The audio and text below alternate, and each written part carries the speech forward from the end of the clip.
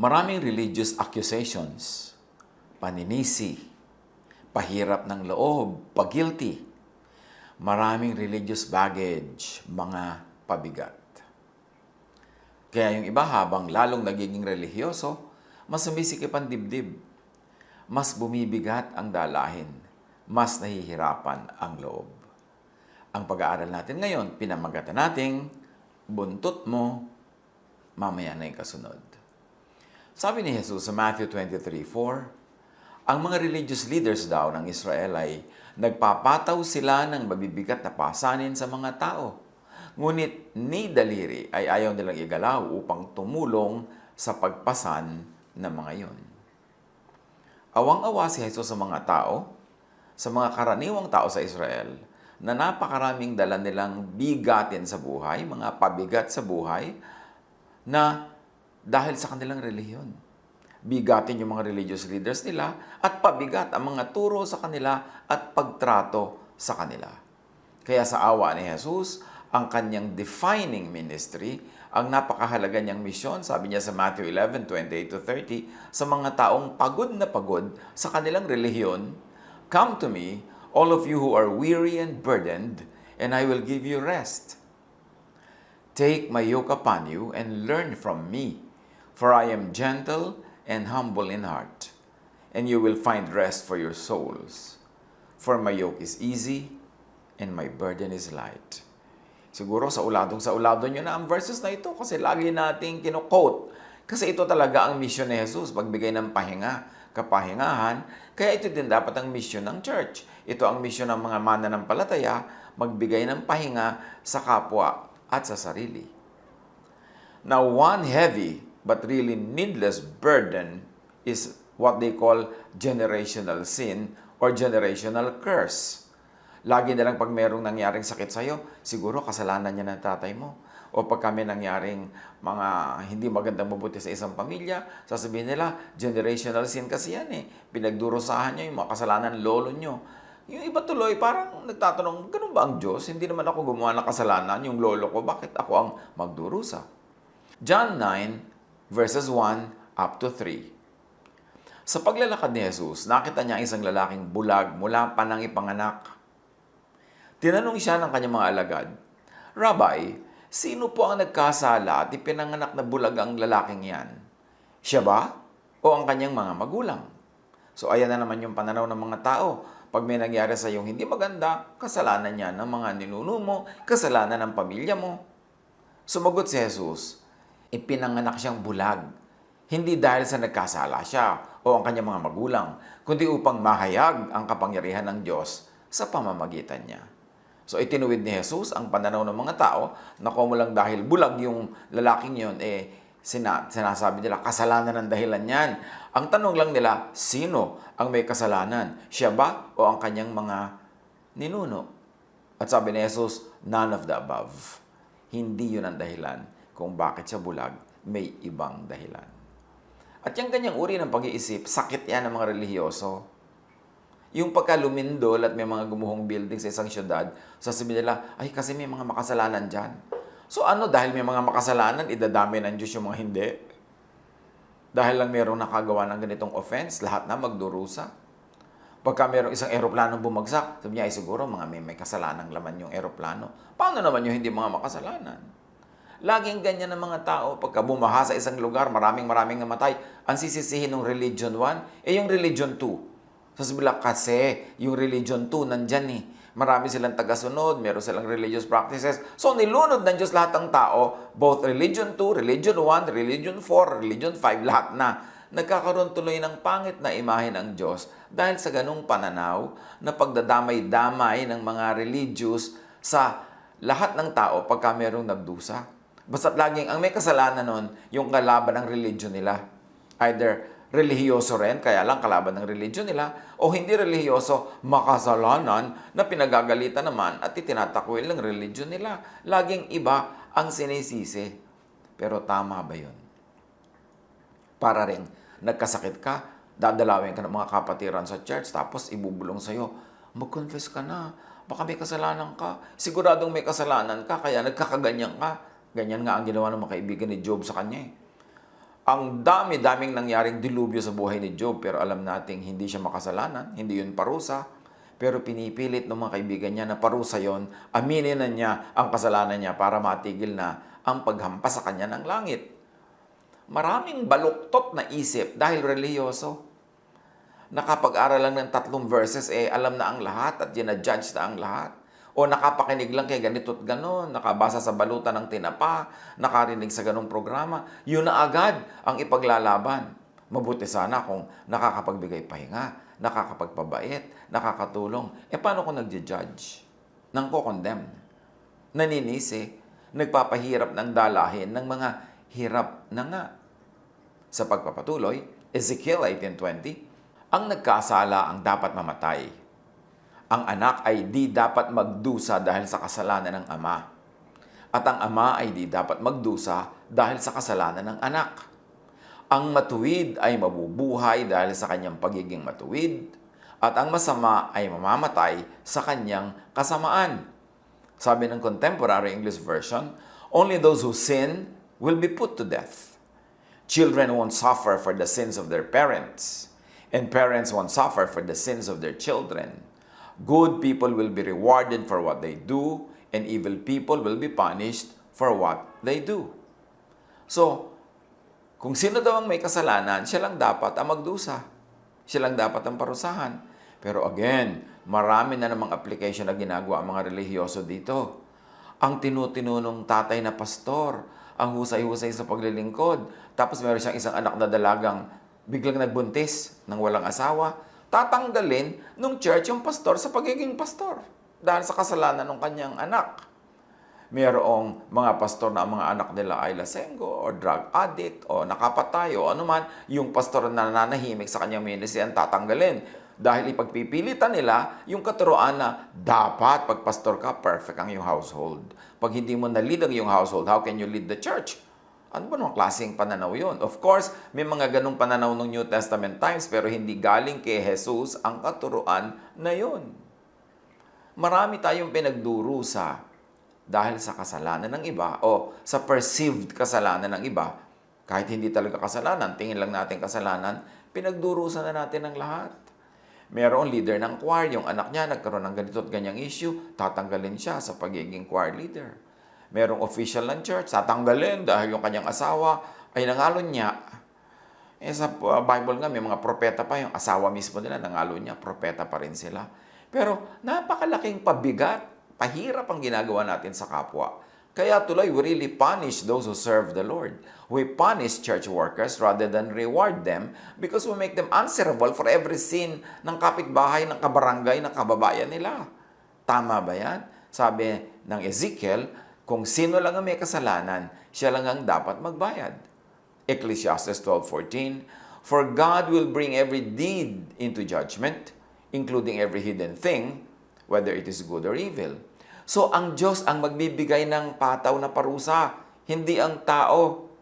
Ang Diyos ang magsasabi kung sino may kasalanan kasi alam niya ang lahat. Hindi niya kailangan ng investigasyon. Hindi niya kailangan ng witch hunt na ginagawa ng maraming churches. Yung nagmamanman sa mga kasalanan ng iba, nagre-report pa yung mga ahente nila sa pagmamanman, tapos ipapatawag ka ng kung sinong nagbabanal-banalang konseho, ililitising ka nila. Kala mo sila wala mga kasalanan din, hindi lang nga bisito. Pahirap ang ginagawa ng Pharisaic religiosity, ng law-based and legalistic religiosity. Kaya kung minsan, mabuti pa, huwag ka na lang mag-member ng church. Tahimik ang buhay mo. Kesa nagpunta ka doon, ginajudge ka ng lahat. Lingkod ka ng lingkod, donate ka ng donate, tapos pag nagkasala ka, sisipain ka nila. Pag nagkasala yung pamilya mo, pati ikaw, tatanggalan ng ministry. Anong klaseng pakikitungo yun? Hindi yun Jesusness. Mosesness yun. Sometimes Paulness pa nga. Sometimes Jamesness. Pero hindi Jesusness. Kaya dapat lahat ng katuruan salain kay Jesus. Kasi Jesus' name is the name above every name. Jesus is Lord of Lords and King of Kings. Dapat ang katuruan niya ang manaig at sa katuruan niya salain ang lahat ng mga ibang katuruan na paiiralin among the believers. God will bring every deed into judgment So siya dapat, hindi tayo. Hindi dapat nagmi-meeting ang mga tao, huhusgahan, lilitisin ang mga may kasalanan, tapos hihiyain, ipupubliko, pagkatapos tatanggalin sa ministry. Ang tawag nila discipline. Wala namang nakaka-recover sa ganyan. Yung sinasabi nila, ire-restore, mamaya, after 2 or 3 weeks ng restoration, umaalis din dahan-dahan doon sa church. Kasi na-judge na sila. Things are never the same. Romans 14:12. So then, each of us will give an account of ourselves to God. Hindi to men. Hindi to committees. Hindi to an assembly. To God. Kasi God, ang author of morality and correctness, so siya ang nakakaalam kung sino talaga nagkamali. At salamat na lang, mabait ang Diyos na yun. Na hindi siya nasisiyahan sa image na ibinigay sa kanya ng relihiyon sa Israel, kaya ipinadala niya si Jesus para ituwid ang mga pagkakamali sa pagpapakilala sa kanya ng relihiyon na masungit, magagalitin, mahilig magparusa, hindi nagpapatawad, mabilis na manakit ng mga nagkakasala. Ganun kasi ang maraming churches. Pero hindi ganun ang Diyos at hindi ganun si Jesus. Kaya mahalaga, bring Jesus back to Christianity. Kasi kung minsan, ang laman ng Christianity, legalism, laws, Moses, etc., etc., etc., hindi si Jesus. So, each of us will give an account of ourselves to God. Kaya't bawat isa sa atin ay magbibigay sulit sa Diyos. Kaya talaga namang ang title ng pag-aaral natin, buntot mo, hila mo. Alangan namang hilahin mo ang buntot ng iba at alangan namang ipahila mo sa iba ang buntot mo. Huwag hilahin ang buntot ng iba. Huwag akuin ang kasalanan ng iba. Huwag saluhin ang kahihiyan na dapat yun lang merong ginawa ang mahiya. Usong-uso yan sa pamilya. Yung kapatid, bumagsak sa school. Ang nahihiya, yung mga buong pamilya niya, pati hanggang pinsan. Usong-uso yan. Merong isang babae na nagkaroon ng premarital pregnancy. Hiyang-hiya yung magulang, hiyang-hiya yung mga kapatid, pati lola. Kaya kulang na lang, itapon nila sa kumukulong langis yung babaeng yon. Dahil nahiya sila. Gusto nilang parusahan. At lalo pagka church member. At lalo pag active sa church at may ministry. Meron kang isang anak na biglang naging dalagang ina. Meron kang isang anak na nakabuntis ng kung kanino. Hiyang-hiya ka, tatanggalin ka sa iyong ministry o ikaw na yung magbibitayo. Samantalang, kung sino lang ang may gawa, siya lang dapat managot sa kanyang ginawa. Dahil lahat ng tao may kanya-kanyang free will. Bakit i-assign mo yan sa iba? So, hinihila natin ang buntot ng iba. Do not carry as personal burden the sins or the so-called sins, the religious burdens of others, even of family and friends. Kaya maraming religious condemnation na nangyayari. Maraming mga magulang dahil prominent sila sa church, kilala sila. Pagka nagkasala ang anak, imbes nilang tulungan, mahalin, tanggapin, gamutin, ang ginagawa nila, pinaparusahan nila publicly, itinitiwalag nila, itinatakwil nila para lang manatiling maganda ang image nila sa church. Pero they forget to be loving parents. Nagiging Pharisees sila. Marami nagtatanong yan sa akin. Ano po ang gagawin ko? Religious leader ako sa church. Tapos yung anak ko ganito, yung anak ko ganyan. Ang lagi ko sinasabi, magpakamagulang ka na lang. Kung nanay ka, magpakananay ka. Tatay ka, magpakatatay ka. Bago ka magpakadikon, bago ka magpa-choir leader, magpakananay ka muna. Mahalin mo yung anak mo. Tulungan mo. Nagkamali, ikaw ang dumampot sa kanya, magtayo sa kanya. Nagdurugo, ikaw magpaampat ng dugo. Nasasaktan, nagugutom, nahihirapan, ikaw mag-alaga, ikaw nanay eh. Pero dahil sa relihiyon mo, itatakwil mo yung anak mo. Titigasan mo ang iyong loob. Anong klaseng relihiyon yan? Deuteronomy 24:16. Hindi dapat parusahan ng kamatayan ng mga magulang dahil sa krimeng nagawa ng anak. Ni ang anak dahil sa krimeng nagawa ng magulang. Ang mismong may sala lamang ang siyang dapat patayin. Yun naman ay sa mga issues na merong capital punishment or sins punishable by death nung unang panahon.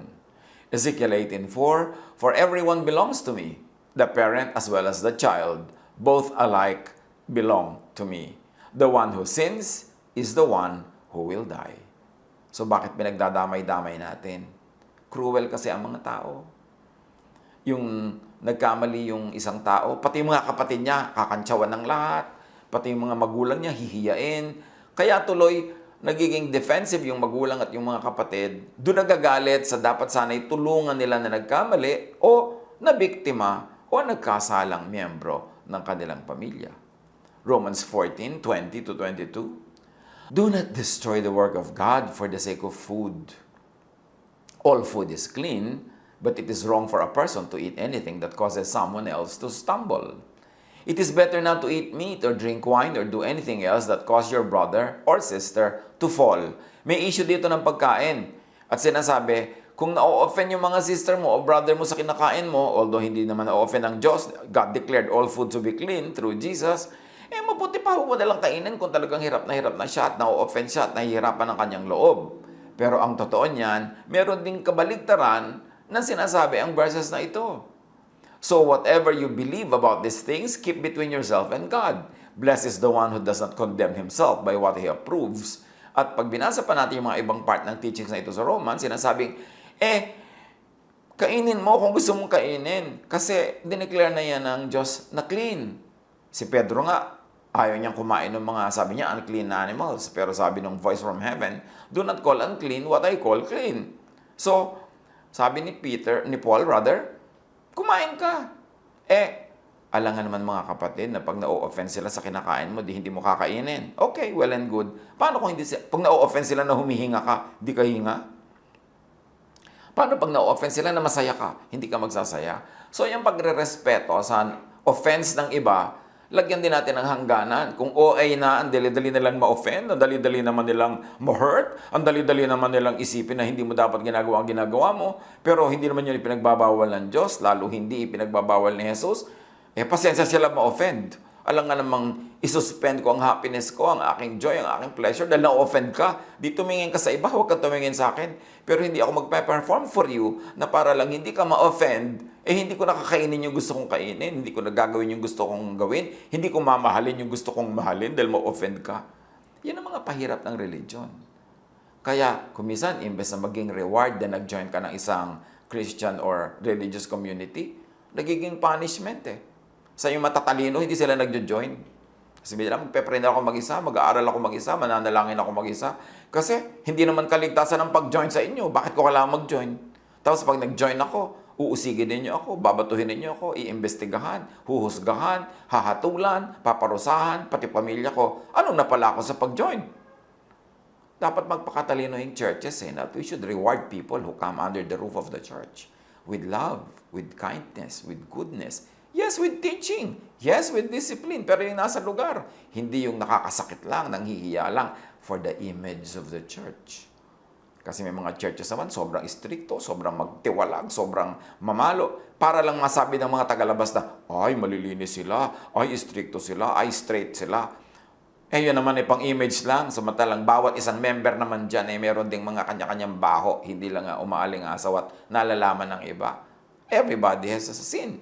No one is sinless. So sa verse 22, so whatever you believe about these things, sabi, keep them between yourself and God. Ibig sabihin, kung hindi ka naman naniniwala na kasalanan kainin yan, edi kainin mo. Pero kung mabuti pa, kainin mo na lang in private para wala nang maraming issue. Pero huwag mong pigilan ng sarili mo because it is between you and God. It is according to your conscience. Surely, meron talaga mga hindi dapat gawin kasi masama, nakakasama sa kapwa. Pero may hangganan kung ano yung nakakasama sa kanya. Kasi yung offense niya should stop where my personal rights begin. And my personal rights should stop where your personal rights begin. Hindi ko pwedeng i-impose sa'yo yung rights ko, yung taste ko, yung beliefs ko. Kaya nga, God ang judge. So, huwag ipagbayad, huwag ipagmakahiya, huwag ikahiya ang kasalanan, kung kasalanan man yon, pagkakamali, o pagkukulang ng kapwa, ng kapamilya, ng kaibigan, ng kababayan, at ng iba pang Kung ang kapatid mo ay napakaraming ginagawang kabalbalan sa buhay, pero ikaw wala, hindi ka dapat mahiya para doon. Siya ang mahiya para sa sarili niya. Kung hindi siya nahihiya, siya pang mas masarap ang tulog kaysa sa'yo. Na ikaw na wala namang ginagawa, ikaw tong hiyang-hiya, ikaw yung nangangayayat, ikaw tong nangangalumata sa hiya. Hindi mo dapat saluhin ang kasalanan ng iba. Si Jesus ang sumalo nun. Ang krus ang sumalo ng kasalanan ng lahat, hindi ikaw. So yung kasalanan ng tatay mo, ng nanay mo, ng anak mo, hindi mo kasalanan yon. Ang totoo, hindi mo dapat ikahiya kasi hindi naman ikaw ang gumawa. At kung siyang gumawa, hindi nahihiya, hindi mas tahimik ang buhay niya kaysa sa iyong nahihiya. At wala kang ginang ginawa kundi mag-apologize. Wala kang ginawa kundi magtago dahil dyan. 1 Samuel 20:30. Nang marinig ang sinabi ni Jonathan, galit na galit niyang sinabi, ito ay ng tatay niyang si King Saul, isa kang suwail na anak. Ngayon ko natiyak, nakampi ka kay David. Hindi mo ba alam na inilalagay mo sa kahihiyan ang iyong sarili, pati na rin ang iyong ina? Teka, bakit mo pati ina inilagay niya sa kahihiyan? Siguro yung sarili niya, kung talaga nakakahiya yung ginawa niya. Pero ba naman idinadamay nitong si Saul, yung nanay ni Jonathan, na sarili niyang asawa, na ina ng kanyang anak. Yan ang isang mga laki nating pagkakamali sa pamilya. Pag kami nagkamali, sasabihin, ano na lang sasabihin ng tao tungkol sa amin? Ano, hindi ka namin pinalaki ng mabuti, hindi ka namin tinuruan, etc. Ang iniisip nila yung image nila sa labas, hindi yung, ba't kaya nagkaganito ang anak ko o kapatid ko o magulang ko? Ano kaya ang kailangan niya? Ano ang unmet need? Ano ang kanyang mga frustrations? Ano ang kanyang mga weaknesses? Imbes unawain natin yung pamilya natin, yung mahal natin sa buhay at nagmamahal sa atin, sasaktan natin siya for the sake of the audience, yung kapitbahay, yung barangay, yung churchmate, etc., etc. This unkind pagdadamay, imputation, is tribal. It is the cause of needless takwil and tiwalag. What do we mean tribal? Maraming katuruan at kautusan ng ancient Israel. Kautusan nila yon, katuruan nila yon, tradition nila yon, kasi noon ay tribo pa lang sila. Isang maliit na tribo trying to survive against all odds. At syempre, pag kailangan mag-survive ng isang pamilya, ng isang angkan o isang tribo, strict ang rules. Hindi ka pwedeng magpakasal sa hindi nating katribo. Kasi ma-endanger ang ating security, pati ang ating genetic pool. Hindi ka pwede makipagkaibigan kaya ganun at kaya ganyan, kasi baka espiya yan at tayo ay mapasok na mga kalaban. Hindi ka pwedeng gumanito, hindi ka pwedeng gumanyan, huwag mo itong kainin dahil baka ka magkasakit, mamatay tayong lahat, kukunti pa naman tayo. Ganon, yung tribal. Pagka mayroong isa nagkasala, kailangang batuhin niya hanggang mamatay para matakot lahat ang iba na huwag sumunod sa kasalanan na yon para ma-preserve ang security ng tribe. So maraming rules and laws ang Israel, tribal, kasi lang tribo sila. Kasi lang insecure sila, kasi lang hindi pa malinaw kung may bayan sila, may boundary, may lupa, merong lupain, may territory. Pero nung panahon ni Jesus, ang linaw na ng territory nila, may malinaw na silang cultural heritage, identity, nationhood. Hindi na sila tribe nation na. Jesus relaxed many of those tribal laws. Kasi hindi na bagay sa panahon nila, hindi na relevant. Kaya napakarami ganung pagbabago sa bawat lipunan pag pinag-aralan natin. Katulad natin noon, merong bumalita na chismis lang pala na yung Code of Kalantiaw.